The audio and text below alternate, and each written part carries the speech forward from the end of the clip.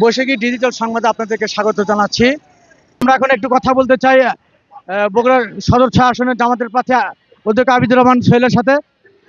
প্রার্থী বিএনপির চেয়ারম্যান তারেক রহমান, উনি বিএনপি থেকে ভোট করছেন এবং 4.5 লক্ষ যে আপনার এখানে ভোটার রয়েছেন, জি, আপনি আসলে এখানে জেতার বিষয়ে আসলে কতটুকু আশাবাদী এবং নির্বাচনী প্লেইং ফিল্ড আসলে স্বাভাবিক রয়েছে কিনা যদি একটু জানাতেন।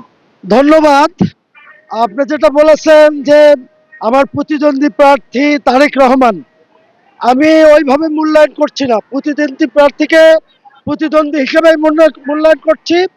বগুড়ার যেটা বলা হয় যে একটা দলের, আসলে এটা বাস্তব নয়। বগুড়া এখানে বরাবরই জামাত ইসলামের একটা ভালো অবস্থান ছিল।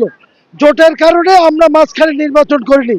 ৭০ সালে এখানে এমপি ছিল জামাত ইসলামীর, ৮৬ সালে এমপি ছিল জামাত ইসলামীর, ৯১ সালে এমপি ছিল জামাত ইসলামীর, ১৪ সালে এখানে উপজেলা ভাইস চেয়ারম্যান পেয়েছিলাম ৫টা, ১১টা ভাইস চেয়ারম্যান আমরা পেয়েছিলাম।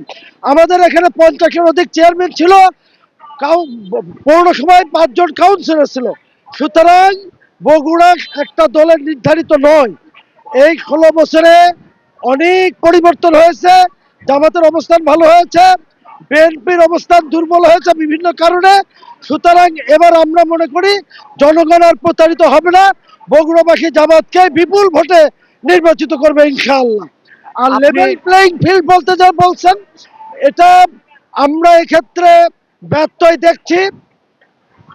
আমরা অনেক অভিযোগ দিয়েছি, কিন্তু এই অভিযোগের কোনো মূল্যায়ন হচ্ছে না।